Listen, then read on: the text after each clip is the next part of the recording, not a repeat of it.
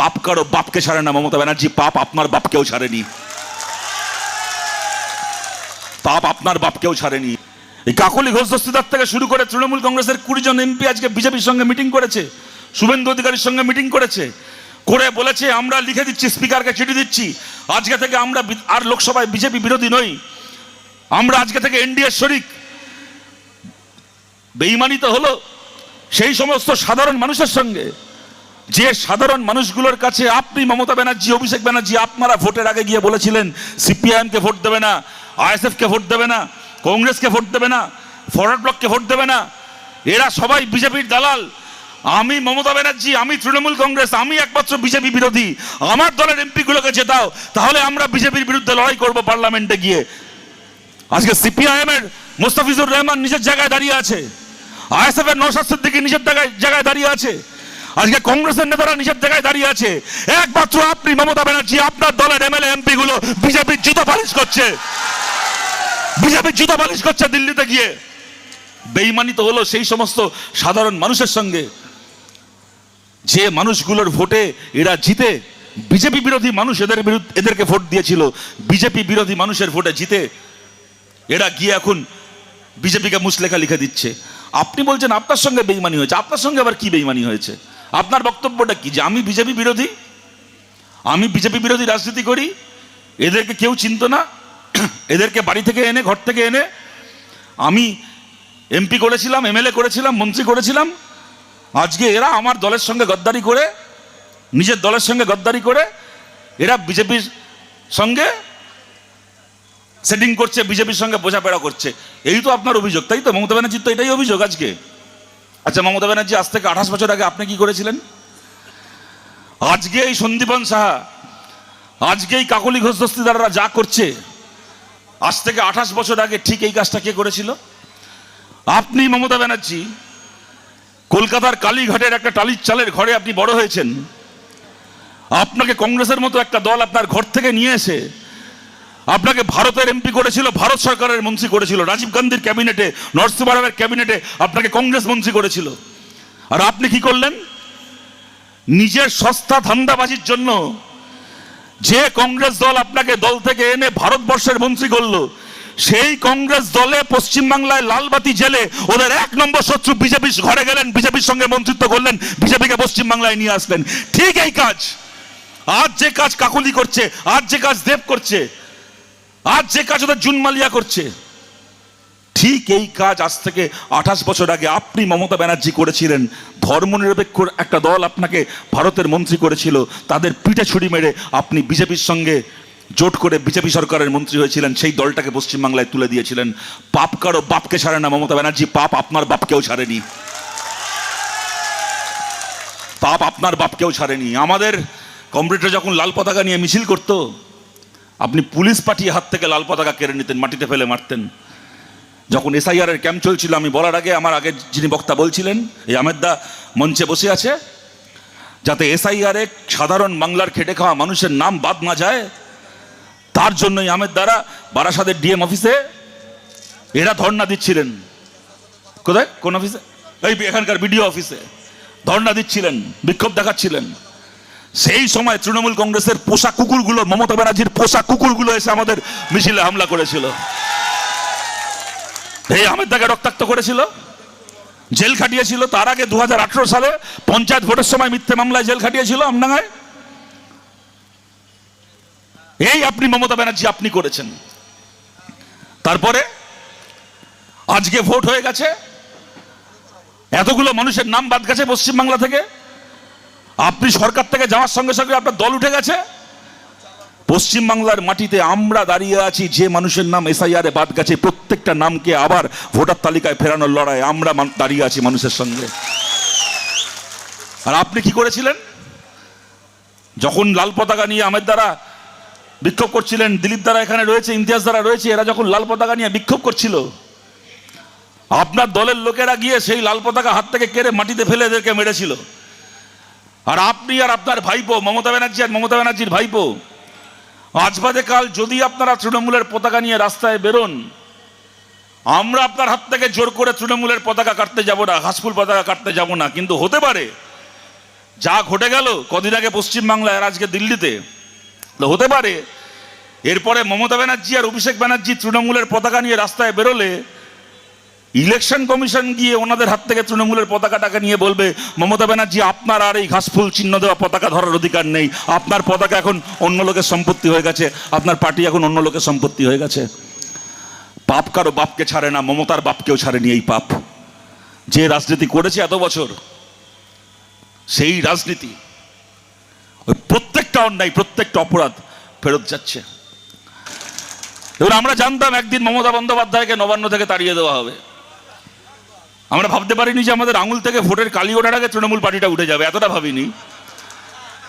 কিন্তু মমতা ব্যানার্জিকে একদিন নবান্ন থেকে তাড়িয়ে দেওয়া হবে আমরা জানতাম, কিন্তু বিশ্বাস করুন জীবনে কল্পনা করতে পারিনি মমতা বন্দ্যোপাধ্যায়কে একদিন তৃণমূল কংগ্রেস থেকেও তাড়িয়ে দেওয়া হবে। গত 15 বছরে যখনই কথা বলেছি আমাদেরকে শুনতে, বিশেষ করে গত 5 বছর যখন আমাদের কোনো বিধায়ক ছিল না বিধানসভায়, যখন প্রশ্ন করেছি, যখন কোনো সরকারের সমালোচনা করেছি, কোনো বিষয়ে কোনো প্রশ্ন তুলেছি, ওদের কোনো দুর্নীতিকে চ্যালেঞ্জ করেছি, প্রত্যেকবার একটা কথা শুনতে হয়েছে, কি সিপিআইএম তোমার কথার উত্তর কেন দেবো? তোমার হাতে কজন বিধায়ক আছে? তোমার হাতে কজন বিধায়ক আছে যে তোমার কথার উত্তর দেব? আজকে মমতা ব্যানার্জি আমরা আপনাকে জিজ্ঞেস করছি, আপনার হাতে এখন কজন বিধায়ক আছে? আপনার হাতে এখন কজন এমপি আছে? এখন মমতা বন্দ্যোপাধ্যায় বলছেন, যখন ওনার এক বিধায়ক, আগে তৃণমূল বলতে আমরা বুঝতাম চটি চাটা, আমরা বলতাম তৃণমূল কংগ্রেসের চটি চাটা। এখন দেখবেন বিধানসভায় দুটো তৃণমূল হয়েছে, একটা তৃণমূলের নেতা কুণাল ঘোষ, ওরা চটি চাটা, আর একটা তৃণমূলের নেতা ঋতব্রত ব্যানার্জি, ওরা বালিশ চাটা। এখন দেখবেন মমতা বন্দ্যোপাধ্যায় আমাদের কি ফেসবুকে ভিডিও করছে, আরে এরা পার্টি হয়েছে। একদিন আমাদেরকে বলতো যে সিপিএম তো মাঠে নেই, ময়দানে নেই, সিপিএম খালি আদালতে আছে আর ফেসবুকে আছে, সোশ্যাল মিডিয়ায় আছে। এখন এই পার্টিটার অবস্থা দেখুন, পিসি ভাইপো এখন ঘরে বসে ফেসবুক করছে, আর না হলে আদালতে ছুটছে, আর সিপিআইএম লাল পতাকা নিয়ে রাস্তায় দাঁড়িয়ে আছে, শ্রমিক মহল্লায় দাঁড়িয়ে আছে, হকারের দোকানের সামনে দাঁড়িয়ে আছে, সমাবেশের ময়দানে দাঁড়িয়ে আছে। মমতা ব্যানার্জি ভিডিও করে বলছেন যে ওকে আমি সিপিএম ওকে তাড়িয়ে দিয়েছিল, ঠিক করেছিল, আমি সিপিএমকে সমর্থন করছি। একদিন পরে বুঝতে পারছি সিপিএম ঠিক করেছিল ওকে পার্টি থেকে তাড়িয়ে দিয়ে, আমি ওকে আশ্রয় দিয়ে ভুল করেছিলাম। মমতা ব্যানার্জি সিপিএম খালি ওকে পার্টি থেকে তাড়িয়ে ঠিক করেনি, সিপিএম আরও অনেক ব্যাপারে ঠিক করেছিল। সিপিআইএম বলেছিল, জ্যোতি বসু বলেছিলেন, পশ্চিমবাংলার মানুষের কাছে বারবার করে আবেদন করছি, পৃথিবী এদিক থেকে ওদিক উল্টে যাক, খবরদার বিজেপিকে পশ্চিমবাংলায় জায়গা করে দেবেন না। সিপিআইএম ঠিক বলেছিল, আপনি মমতা ব্যানার্জি বিজেপির সঙ্গে জোট সরকারে মন্ত্রী হয়েছিলেন, আপনি ভুল করেছিলেন, আপনি পাপ করেছিলেন, সেই পাপের প্রায়শ্চিত্ত আজ গোটা বাংলাকে করতে হচ্ছে। আমরা বলেছিলাম কলকারখানা হওয়া দরকার সিঙ্গুরে, আমরা ঠিক বলেছিলাম। আপনি মমতা ব্যানার্জি আমাদের রাজ্যটাকে গত 15 বছরে শ্মশান বানিয়েছেন। আমাদের রাজ্যে আজকে বয়স্ক বাবা মাকে রেখে ছেলে মেয়েকে বাইরের রাজ্যে পরিযায়ী শ্রমিক হয়ে কাজ করতে হচ্ছে। আপনি ভুল করেছিলেন। আপনি আজকে বলছেন ওকে আমি সুযোগ দিয়েছিলাম, ও আমার সঙ্গে বেইমানি করলো। আপনি কিসে সুযোগ দিয়েছিলেন মমতা ব্যানার্জি? সিপিআইএম ওকে কোন অপরাধের জন্য দাঁড়িয়েছিল? কোনো রাজনৈতিক প্রশ্নে কোনো মতের অমিল হয়েছিল বলে তো নয়। সিপিআইএম কেন দাঁড়িয়েছিল? একাধিক মহিলা যার বিরুদ্ধে এমনকি একজন ধর্ষণের অভিযোগ করেছিল, সিপিআইএম ধর্ষণের অভিযোগ পেয়ে একটা ধর্ষককে তাড়িয়েছিল। মমতা ব্যানার্জি আপনি সুযোগ দেওয়ার কথা বলছেন, আপনি কাকে সুযোগ দিয়েছেন? আপনারা ধর্ষক, আপনার কাছে একজন মহিলা, আপনি নিজে একজন মহিলা মুখ্যমন্ত্রী, আপনার কাছে বালুরঘাটের একজন মহিলা গিয়ে বলেছিল, মমতা ব্যানার্জি আপনার কাছ থেকে আমি বিচার চাই, আমাকে দিনের পর দিন ধর্ষণ করেছে এই ব্যক্তিটি। একজন মহিলা ধর্ষিতা হয়ে আপনার কাছে বিচার চেয়েছিল, আপনি তাকে বিচার দেননি, আপনি ধর্ষককে আপনার দলে আশ্রয় দিয়েছিলেন। না তারপরে যখন আরজি করের আন্দোলন চলছে, ধর্ষকদের শাস্তি পেয়ে গোটা বাংলা উত্তাল, আপনার নিজের দলের এমপি জহর সরকার তিনি বললেন যে না, এরকম অবস্থায় আজকে আমার নিজের পরিবার আছে, আমার নিজের ঘরে মহিলারা রয়েছে, আমার স্ত্রী আছে, আমার সন্তান রয়েছে, এই পার্টিকে সবাই ধর্ষকদের পার্টি বলছে, গোটা বাংলা এখন আরজি করের বিচার চাইছে। এই সময় আমার পক্ষে তৃণমূল কংগ্রেসে আর থাকা সম্ভব নয়। ধর্ষণ কাণ্ডের প্রতিবাদ করে জহর সরকার তার এমপি পদ থেকে ইস্তফা দিলেন। আপনি মমতা ব্যানার্জি গোটা বাংলা যখন ধর্ষকদের বিচারের দাবিতে উত্তাল, আপনি সেই সময় দাঁড়িয়ে একজন ধর্ষককে আপনি পশ্চিমবাংলা থেকে রাজ্যসভার এমপি করে পাঠালেন। এই হচ্ছেন আপনি মমতা ব্যানার্জি। আজকে আবার বলতে এসছেন যে আমার সঙ্গে আমি ওকে সুযোগ দিয়েছিলাম। কেন আপনি সুযোগ দিয়েছিলেন? ইতিহাস আমরা ভুলে গেছি। আপনার লজ্জা করা উচিত মমতা ব্যানার্জি। একজন মহিলা আপনার কাছে বিচার চেয়েছিল, আপনি সেই মহিলাটাকে বিচার না দিয়ে তার ধর্ষককে আপনি এমপি করেছিলেন, এমএলএ করেছিলেন। আর এখন বলছেন যে আমার সঙ্গে বেইমানি হয়। কি বেইমানি হয়েছে আপনার সঙ্গে? বেইমানি তো হয়েছে বাংলার মানুষের সঙ্গে। এই যে আপনার দলের এই 60 জন এমএলএ, এই পাশে বারাসাতের কাকলি ঘোষ দস্তিদার, আজকে আপনারা দেখছেন সকাল থেকে, আজকে গোটা বাংলা জুড়ে দেখুন, আজকে সরকার পাল্টে গেছে। তৃণমূল কংগ্রেসের চোরেদেরকে নিয়ে ঘন্টার পর ঘন্টা এখানে বলে যাওয়া যায়।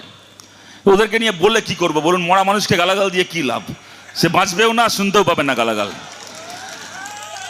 তৃণমূল কংগ্রেস গোটা দলটা, ওটা মামাটি মানুষ বলতো, তো গোটা দলটার মামাটি মানুষ হয়ে গেছে। ও দলটা আর নেই, দলটা উঠে গেছে, আপনারা সবাই বুঝতে পারছেন। কিন্তু আমাদের লড়াই তৃণমূল কংগ্রেসের কতগুলো চোর নেতার বিরুদ্ধে ছিল, তৃণমূল কংগ্রেসের কতগুলো খুনি দালালের বিরুদ্ধে ছিল। তৃণমূল কংগ্রেসকে ভোট দেওয়া কোনো সাধারণ মানুষ আমাদের শত্রু সেদিনও ছিলেন না, আজকেও নন। এরকম অনেক মানুষ আছেন এই বিভিন্ন এলাকায়।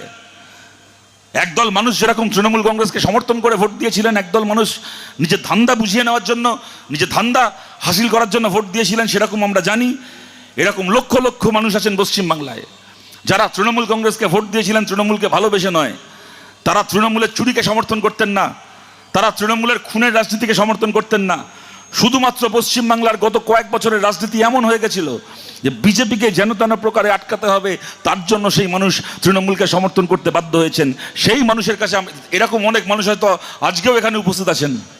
তাদেরকে আমরা বলছি, আপনারা যদি ভোট দিয়ে থাকেন তৃণমূলকে, এর আগের ভোটগুলোতেও যদি তৃণমূলকে ভোট দিয়ে থাকেন, আপনাদের বিরুদ্ধে আমাদের কোনো রাগ নেই, কোনো ক্ষোভ নেই, আমাদের সঙ্গে আপনাদের কোনো শত্রুতা নেই। আমাদের লড়াই তৃণমূলের কতগুলো চোর চিটিংবাজ নেতার বিরুদ্ধে ছিল। তৃণমূলকে ভোট দেওয়া কোনো সাধারণ মানুষের সঙ্গে আমাদের লড়াই ছিল না। আপনাদের সবার কাছে আবেদন করছি, আজকের বাংলা আপনারা দেখছেন সব পতাকা বিক্রি হয়ে গেছে, খালি লাল পতাকা বিক্রি হয়নি। আজকের বাংলায় একদিকে বিজেপির গেরুয়া পতাকা, অন্যদিকে কমিউনিস্ট পার্টির লাল পতাকা, মাঝখানে আর কিচ্ছু নেই। আপনাদের সবার কাছে আবেদন করছি, আপনাদের সবার কাছে আবেদন করছি, পক্ষ বেছে নিতে হবে, কোন পক্ষে দাঁড়াবেন ঠিক করতে হবে। আমাদের সঙ্গে আসুন, আমাদের মিটিংয়ে আসুন, আমাদের মিছিলে আসুন, আমাদের লড়াইয়ে আসুন। যে পার্টি নতুন করে শক্তিশালী পার্টি আমরা গড়ে তুলছি, নতুন করে এই পার্টি গড়ে তোলার কাজে আমাদের পাশে থাকুন। আমাদের পার্টিতে থাকলে কোনো বেআইনি টেন্ডার পাবেন না। আমাদের পার্টিতে থাকলে কোনো ছাদ ঢালাই থেকে পয়সা তুলতে পারবেন না, কোনো একটা পুকুর ভরাট করতে পারবেন না, কোনো বেআইনি গরু পাচার করতে পারবেন না কমিউনিস্ট পার্টিতে থাকলে। কিন্তু দরকার হলে